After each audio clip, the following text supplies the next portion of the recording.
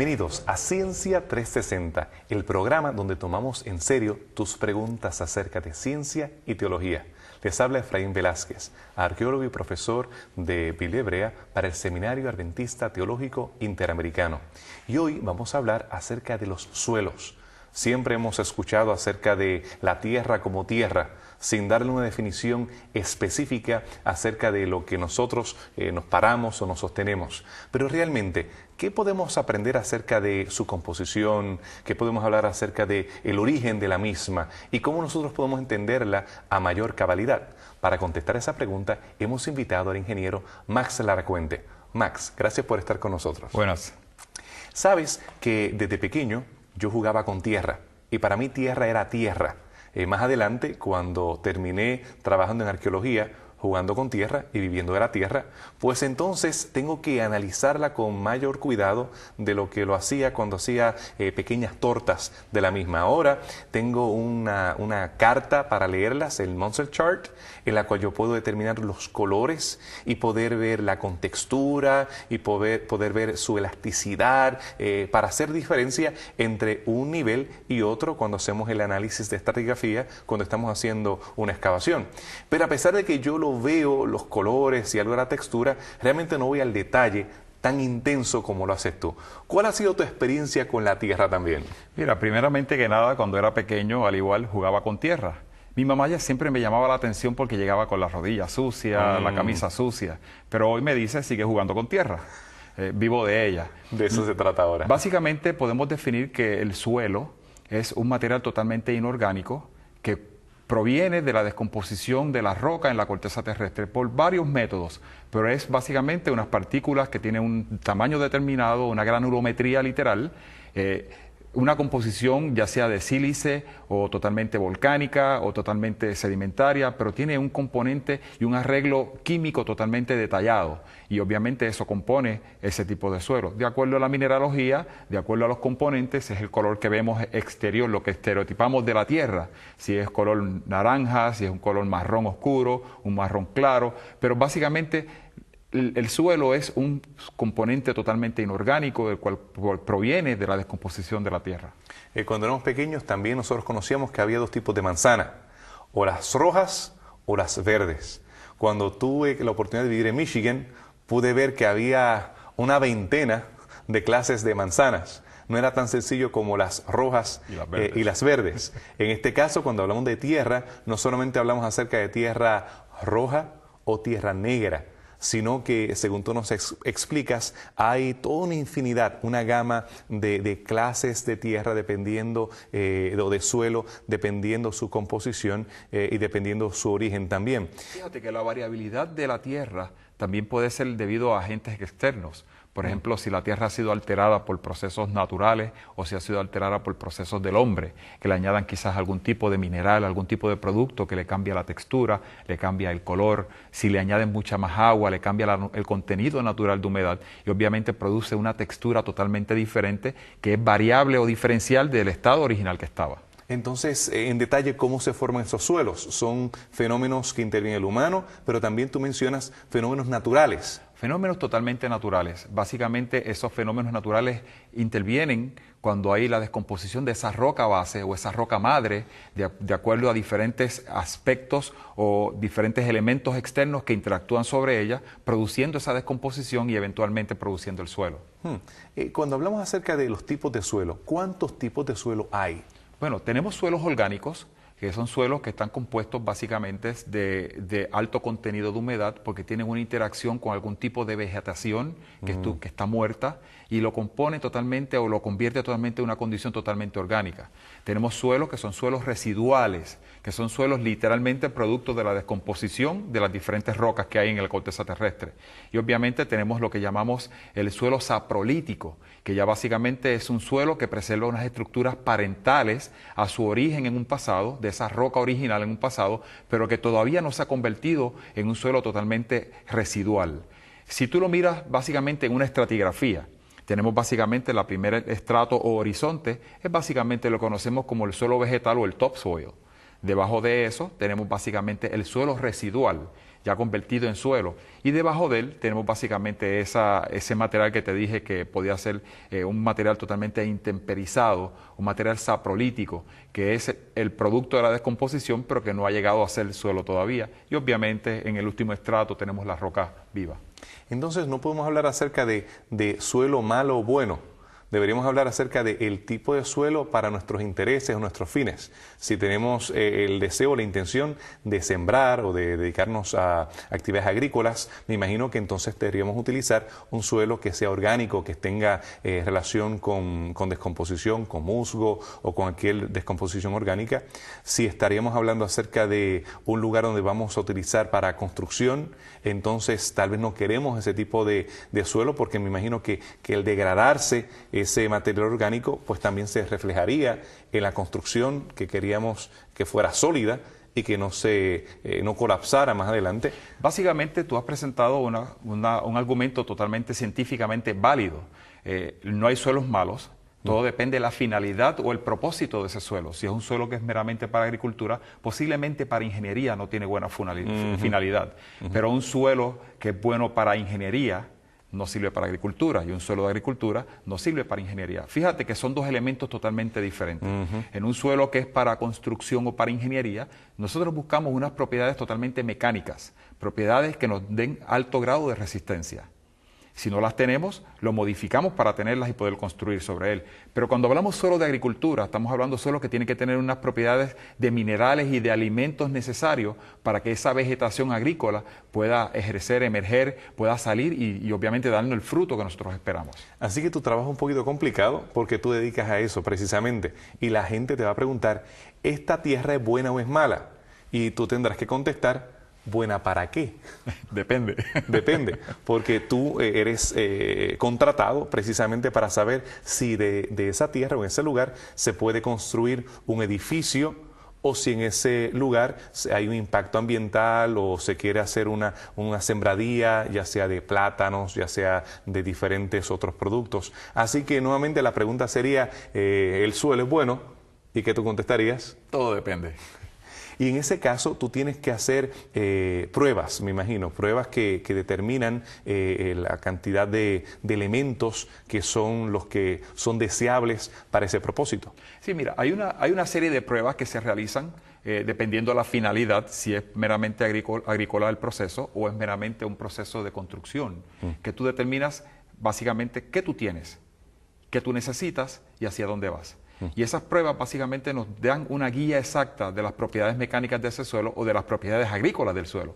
Y entonces usted puede determinar y definir exactamente hacia dónde vamos en términos a la clasificación de esos suelos, de acuerdo a su finalidad. Y en este caso me gusta tu optimismo, porque tú me dices que realmente no hay algo que no sea fácil que no sea posible solucionar. En el caso de un suelo que no tiene esas propiedades orgánicas, pues tendrías que entonces traer el compost o traer todo que sea necesario, que en muchos casos es bien costoso para poder hacerlo. En el caso de un suelo que sea altamente orgánico, pues entonces, como te he escuchado decir en el pasado, pues hay que poner fundamentos, hay que meter mucho acero. De que es posible, pero claro, el costo sería increíble en ese caso. Nosotros le llamamos a eso una mejora al suelo o un ground improvement, donde tú diseñas tu estructura basado en las condiciones de suelo y tú mejoras tu suelo para que tu estructura sea sustentable, ¿no?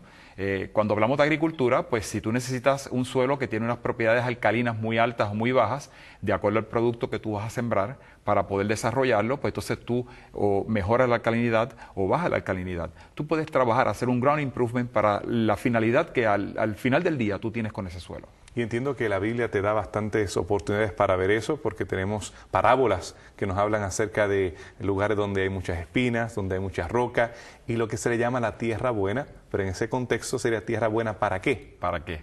Es la tierra buena, y es irónico que en ese caso la tierra que es suave, que es como alto material orgánico, es llamada tierra buena, pero en otro momento dado Jesús de Nazaret dice que donde hay rocas es bueno porque es donde edificas. Claro.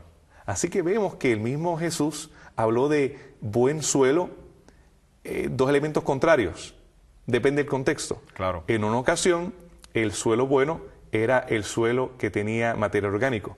Mira, cuando se desarrolla la historia bíblica y Jesús presenta este elemento de la composición de los suelos, si son suelos blandos o suelos sabios para construcción, básicamente nos estaba dando ya un pie de amigo al elemento científico moderno para saber exactamente qué suelo es bueno para construir y qué suelo es bueno para agricultura. Muy bien, interesante ver la Biblia a través de los lentes del geólogo. Pero háblame más acerca del intemperismo químico y el mecánico. Mira, cuando ahorita te presenté que para formar suelo hay que obviamente descomponer una roca. Y los dos mecanismos de descomponer una roca para producir ese suelo es básicamente uno, el efecto químico o el efecto mecánico. Cuando hablamos del efecto químico estamos hablando de la lluvia ácida, del factor humano que derrame algún tipo de componente químico que deteriore o degrade esa roca. Obviamente la exposición a los cambios drásticos en temperatura en países donde tú tienes cambios drásticos climáticos, la exposición alta a los rayos del sol durante un periodo matutino y de repente hacer un cambio por una lluvia. Esos efectos son efectos químicos que producen básicamente la descomposición de esa roca. Cuando hablamos de efectos mecánicos, estamos hablando básicamente del factor humano, de que yo utilizo equipo mecánico, equipo pesado, y puedo demoler una montaña y hacerla pedazos, hacerla suelo, hacerla roca, para los propósitos que sean, ya sea construcción, para rellenar lugares de poca elevación o lo que sea. Pero ese proceso es el que se llama mecánico, que es producido por el hombre. Y pues entonces, ¿qué relación entonces tiene el clima con la formación de estos suelos? Mira, el clima tiene juega un papel muy importante en el desarrollo de los suelos. Los lugares, como te dije, donde hay cambios drásticos en temperatura, la roca se va descomponiendo y va llegando a su punto original, a su mineral básico que la compone. Y ese mineral eventualmente, nosotros al escarbar, en el caso de ustedes como arqueólogos, podemos encontrar ese suelo rico en esos minerales. O sea, el clima juega un papel importante, la lluvia ácida, los cambios de temperatura, la erosión, inundación. Y no solamente eso, los vientos, por ejemplo, hacen una transportación de esos sedimentos, de esos suelos, y los depositan de un lugar A hasta un lugar B. Y por eso podemos ir a lugares donde tú puedes encontrar un tipo de suelo que no te guarda relación por el tipo de ambiente geológico, de dónde vino este suelo. Pero el clima, la temperatura, el ambiente que nos rodea natural es un elemento importante en la formación de los suelos. Mencionabas hace un momento como algo diferente la roca, presentaste como la madre del suelo. Cuando hablamos del suelo, hablamos acerca de los hijitos, pudiésemos tal vez inferir, y hablas acerca del origen de estos suelos y mencionas la roca como algo diferente. Explícanos un poco más acerca de lo que es la roca. Mira, la roca es básicamente un conglomerado de partículas o minerales totalmente inorgánicos que son los que dan esa masa, ese ground mass que la forma. Por consiguiente, si la roca está llena de cuarzo, feldespatos y micas, en la descomposición los suelos van a estar ricos de cuarzo, feldespatos y micas. La roca es básicamente el origen, es la madre, es la base de los suelos. Así que mencionaste esa roca madre porque tenemos rocas que también son hijas, porque tenemos diferentes tipos de roca. Claro. Tenemos roca que son, en este caso, de una composición integral, las cuales se han ido deteriorando y pues aportan, contribuyen para que el suelo se forme. Claro. Pero entiendo que entonces tendremos rocas que son formadas en base al suelo donde ellas estuvieron aninadas, donde crecieron, utilizando esa analogía. Háblanos acerca de estos tipos de roca. Ya sabemos que tú me has ayudado con los conquistadores, con los muchachos, les has explicado de una forma muy detallada y haciendo las colecciones, pero defínenos un poco más acerca de estos tipos de roca. Pues mira, cuando tú estudias la corteza terrestre, básicamente, antes de tú llegar a la definición de suelo, tienes que entender que son rocas. Ya te dije que es un conglomerado de partículas inorgánicas que componen esa masa general. Pero básicamente tenemos tres tipos de rocas en nuestro sistema. Tenemos las rocas sedimentarias, que son rocas formadas por el cúmulo de sedimentos, que se cementan, se pegan literalmente, produciendo una textura rígida, pero es de origen sedimentario, del cúmulo de muchos sedimentos. Como me dijiste, una roca que se forma por pedazos de otras rocas. Esa es la hija. Esa es la hija. Tenemos la roca volcánica, que es la roca que se forma básicamente debido a las altas temperaturas que derriten la corteza terrestre, producen un magma y eventualmente el enfriamiento de ese chamber produce una roca volcánica. Es una roca volcánica que puede ser compuesta de muchos minerales visibles o puede ser compuesta de minerales bien minúsculos, bien microscópicos, que tú ves casi un grado más completo y no puedes definir el mineral. Y tenemos obviamente las rocas metamórficas. Rocas metamórficas son rocas que se forman por altas temperaturas y presiones en el interior de la Tierra. ¿Okay? Y tú ves esa textura que parece como si fuera un tipo de mármol o un tipo de slime, donde tú ves esa textura, pero es producto de las altas temperaturas y de las presiones que interactúan sobre ella en el proceso de formación. Así que nosotros, cuando hablamos de roca, nuevamente tampoco podemos ser simplistas. Bueno, toma una piedra. ¿Qué clase de piedra? Y mis niños están fascinados con el tema de las rocas, diferentes texturas, colores, formas, los cuales realmente son muy interesantes y podemos nosotros coleccionarlos. Especialmente en el Smithsonian, en Washington, D.C., nosotros vemos allí estas colecciones que vemos los diferentes cristales con sus colores, los diferentes tipos de jade, diferentes formaciones que se han encontrado en cuevas, los diferentes tipos de cuarzo. Realmente, ¿qué es lo más que a ti te emociona de trabajar con estas rocas? Mira, lo más que me emociona es ver la grandeza de Dios. Es importante, cuando yo estaba en los laboratorios, tú formar una roca totalmente sintética de laboratorio o formar un mineral de laboratorio y tú ver cómo es el proceso de crecimiento de ese mineral, la formación de esa roca durante un periodo prolongado de tiempo controlado en un ambiente de laboratorio. Tú interpolas esa información y puedes ver la grandeza de Dios en la naturaleza. Y eso es lo más que me impresiona, tú ver cómo un diamante que se forma de una cosa tan sencilla como el carbono, se produce una piedra tan bonita y cotizada. Así que tú estabas en la guardería infantil de estas pequeñas rocas que estaban naciendo, incluso más allá, estabas viendo el embrión de estas rocas, porque entiendo que tú, a través del microscopio, cuando ves las diferentes reacciones que hay entre estos elementos, puedes ver cómo estos diferentes cristales se siguen formando. Claro. Y los colores son un espectáculo, una cosa de la naturaleza. Si alguna persona tiene dudas en cuanto a la creación de Dios, no solamente tiene que ir a la biología, simplemente en muchas ocasiones las personas solamente se enfocan en el aspecto biológico o en la astronomía o en otras ciencias. Tú como geólogo me imagino que estarás bastante deseoso que también reconozcan la belleza y la grandeza que hay en las rocas. Si tú quieres saber la grandeza de Dios, vamos al laboratorio de rocas. Muy bien, eso me parece muy interesante. Y sé que tenemos varias actividades de campo en las cuales nosotros hemos de participar para mirar esos diferentes tipos de roca.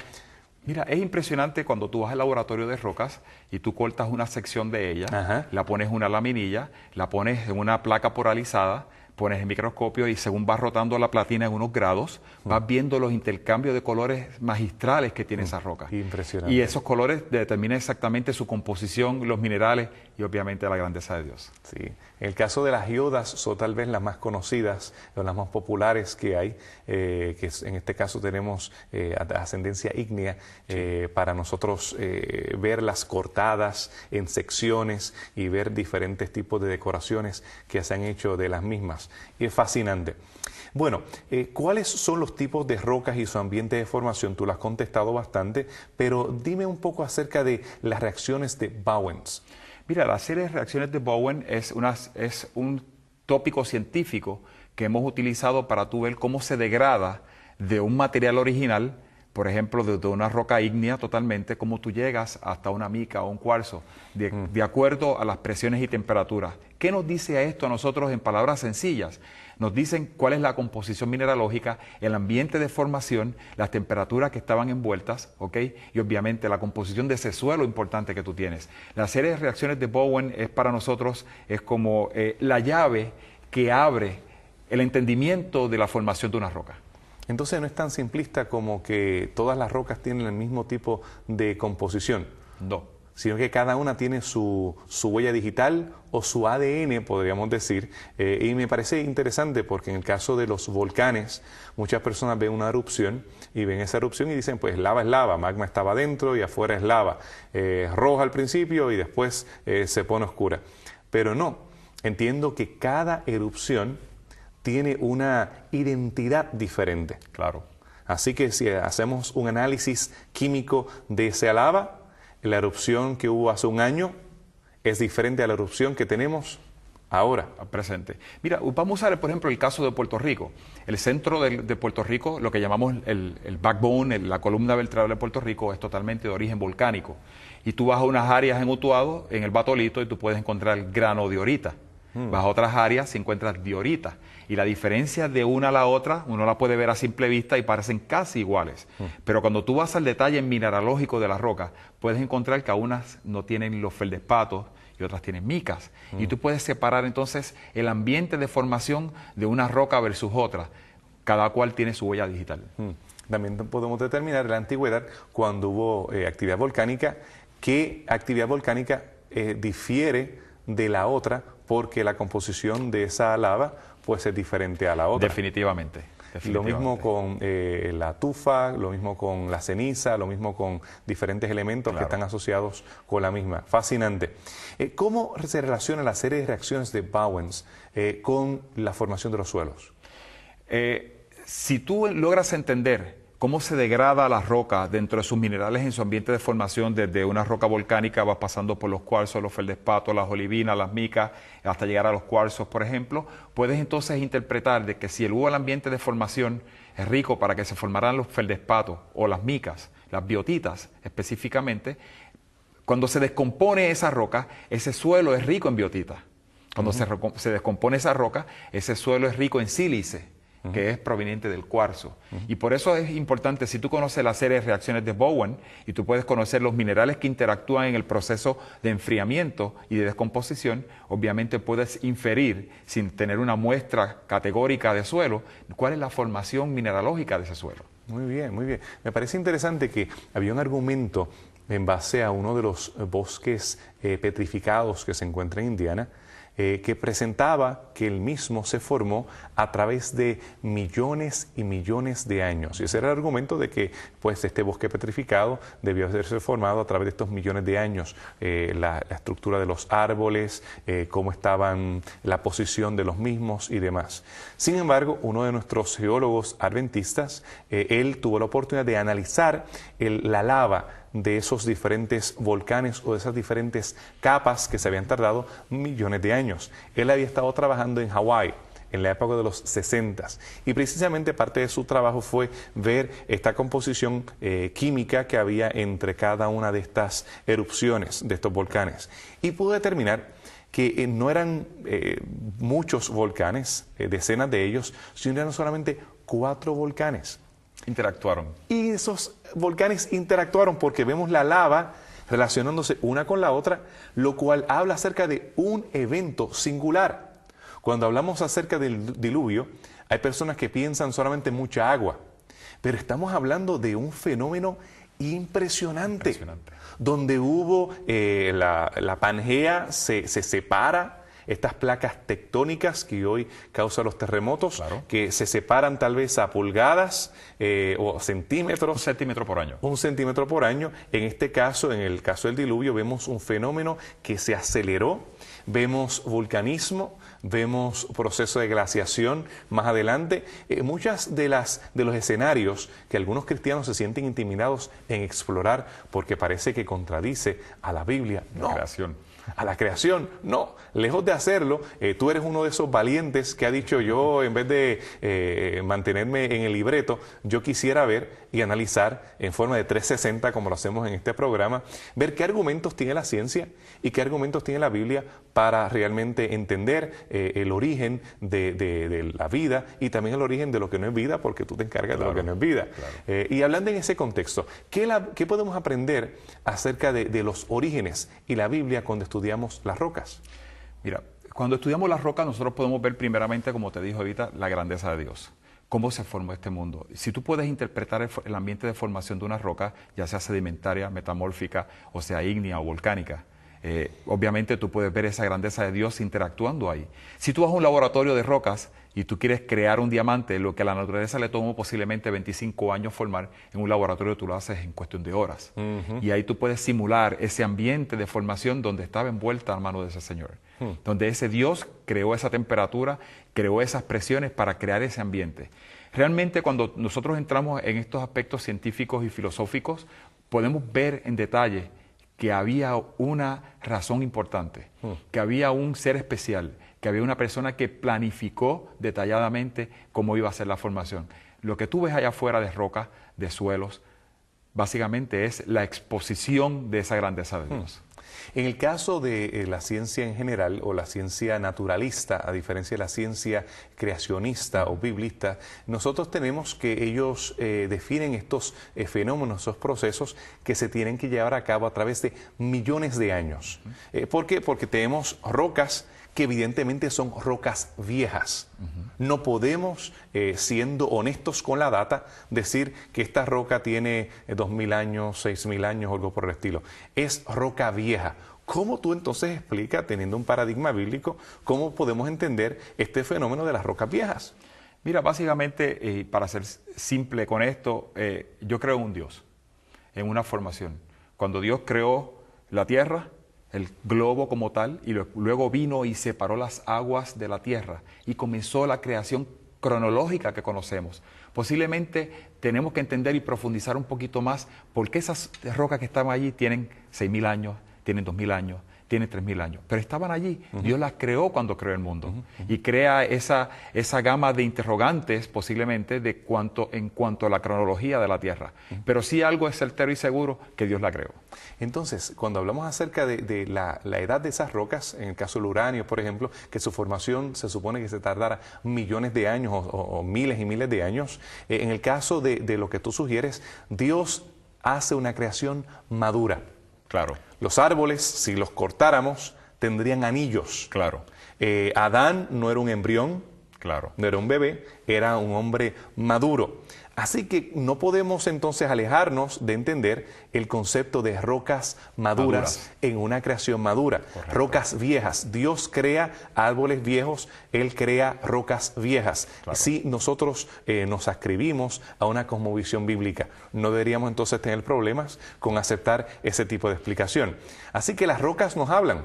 Nos dice mucho. Sí, tú has demostrado que las rocas, al igual que la Biblia, también nos habla de que las rocas hablarían. En estos últimos días las rocas nos están hablando. Y amigos televidentes, realmente no solamente tenemos que ver el cielo o ver la biología entre los animales o los seres humanos, sino podemos ver cómo las rocas nos relatan acerca de la perfección y el cuidado que tiene la divinidad. Su arquitecto, en la forma en que ha cuidado de cada uno de nosotros y cómo tiene planes para cada una de nuestras vidas. Quiera Dios que tú te puedas anclar sobre la roca siempre.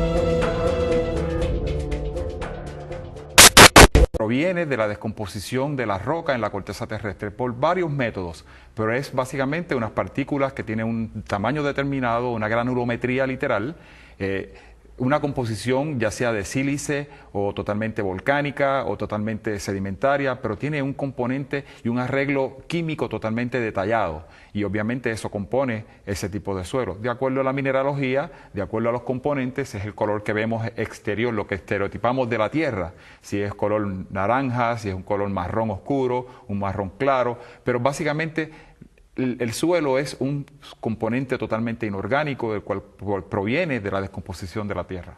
Cuando éramos pequeños también nosotros conocíamos que había dos tipos de manzana, o las rojas o las verdes. Cuando tuve la oportunidad de vivir en Michigan, pude ver que había una veintena de clases de manzanas. No era tan sencillo como las rojas y las verdes. En este caso, cuando hablamos de tierra, no solamente hablamos acerca de tierra roja o tierra negra.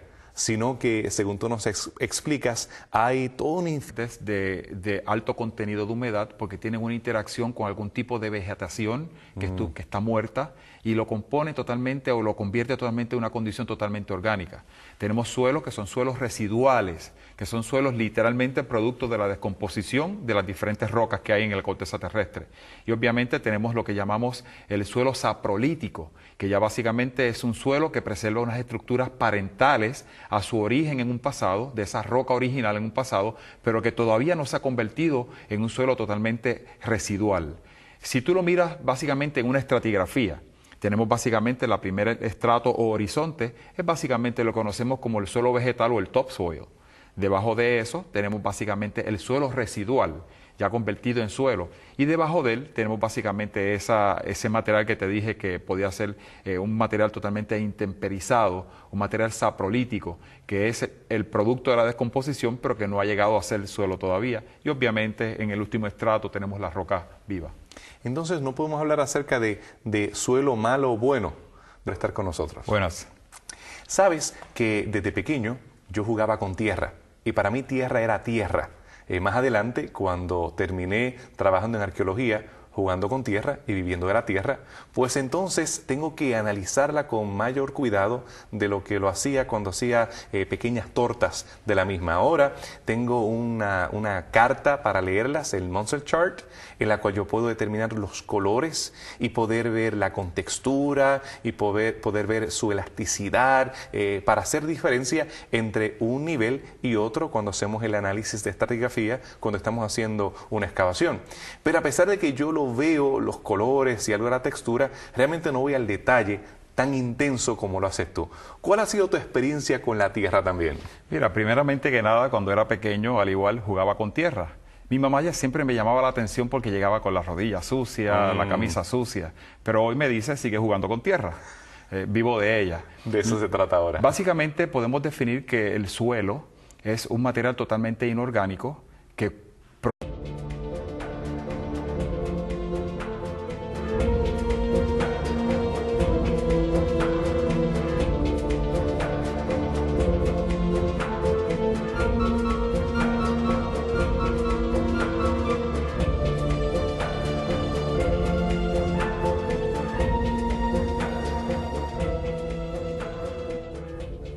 Bienvenidos a Ciencia 360, el programa donde tomamos en serio tus preguntas acerca de ciencia y teología. Les habla Efraín Velázquez, arqueólogo y profesor de Biblia Hebrea para el Seminario Adventista Teológico Interamericano. Y hoy vamos a hablar acerca de los suelos. Siempre hemos escuchado acerca de la tierra como tierra, sin darle una definición específica acerca de lo que nosotros nos paramos o nos sostenemos. Pero realmente, ¿qué podemos aprender acerca de su composición? ¿Qué podemos hablar acerca del origen de la misma? ¿Y cómo nosotros podemos entenderla a mayor cabalidad? Para contestar esa pregunta, hemos invitado al ingeniero Max Laracuente. Max, gracias por la oportunidad, una gama de clases de tierra dependiendo, o de suelo, dependiendo su composición y dependiendo su origen también. Fíjate que la variabilidad de la tierra también puede ser debido a agentes externos. Por ejemplo, si la tierra ha sido alterada por procesos naturales o si ha sido alterada por procesos del hombre, que le añadan quizás algún tipo de mineral, algún tipo de producto que le cambia la textura, le cambia el color, si le añaden mucha más agua, le cambia el contenido natural de humedad y obviamente produce una textura totalmente diferente que es variable o diferencial del estado original que estaba. Entonces, en detalle, ¿cómo se forman esos suelos? Son fenómenos que interviene el humano, pero también tú mencionas fenómenos naturales. Fenómenos totalmente naturales. Básicamente esos fenómenos naturales intervienen cuando hay la descomposición de esa roca base o esa roca madre de acuerdo a diferentes aspectos o diferentes elementos externos que interactúan sobre ella, produciendo esa descomposición y eventualmente produciendo el suelo. Cuando hablamos acerca de los tipos de suelo, ¿cuántos tipos de suelo hay? Bueno, tenemos suelos orgánicos, que son suelos que están compuestos básicamente